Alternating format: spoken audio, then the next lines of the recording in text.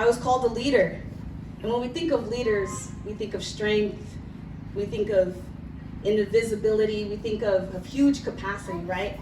But oftentimes we don't really hear the story of the leader that falls. And so I'm here to tell y'all my story of my leadership journey.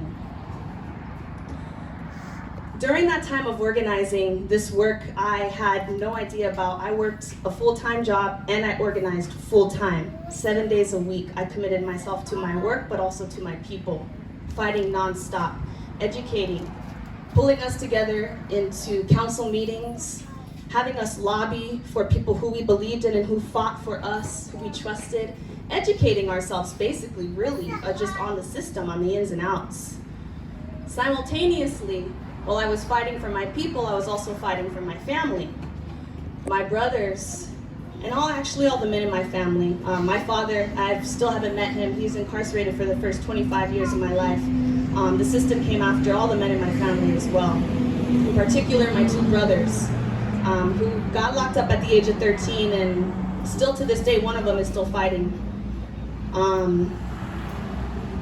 During my time of organizing, it was a lot. I was really burnt out. In addition to being burnt out, my brother was really, really struggling with his fight and his battle with drug addiction and mental health. I committed to myself that I'd make my fight stronger. Stronger for him and stronger for the people after him in my family. I was so burnt out from work, so burnt out from home, that I failed myself. What do I mean by that? I took too much on my load and I was tired. I started to step down from work a little bit because I just didn't have the capacity. So in the meantime, I'm like, well, let me find something that makes me happy because I'm not happy. What makes me happy? Randomly, my partner and I had the opportunity, and really it was out of life or death, to build ourselves a tiny home. We taught ourselves from YouTube how to build a house.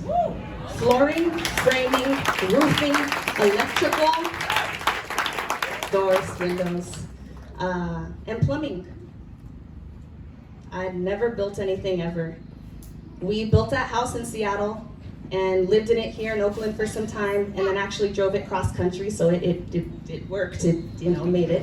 It's actually in North Carolina.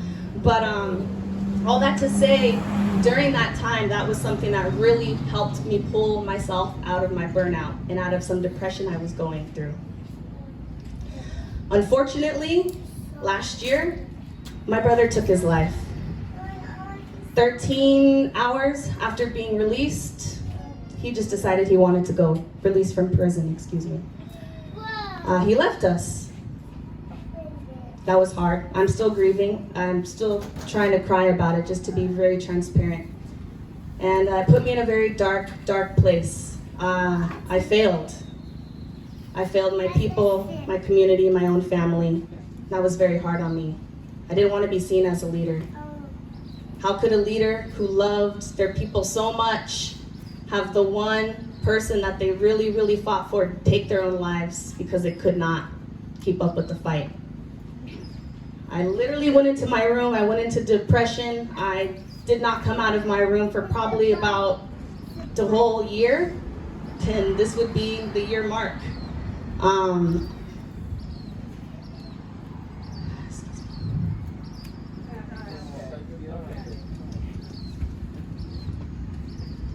In that dark place, I truly, truly decided to say, all right, I'm still here. So let me let some of this light in. Let me remind myself of who I was. Let me remind myself of my joy. And in that time, building came back around. The fact that I got to work with my hands, the fact that I got to see the progress of my work, I enjoyed that and I wanted more. I loved fighting for my people, but you see, I was fighting for them. I didn't really see what I wanted to do for myself.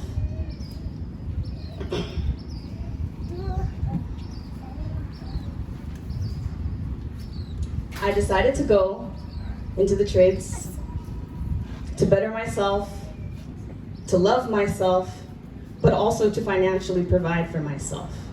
Because also, if you don't know about organizing that, it's really hard to get paid for that work. And I did a lot of unpaid work for years, and a lot of work that I will hands down always do, as y'all know, for y'all, especially when it comes to the legal system. But you don't get paid for that work. But it's time to take care of myself, because I've been taking care of everybody for so long.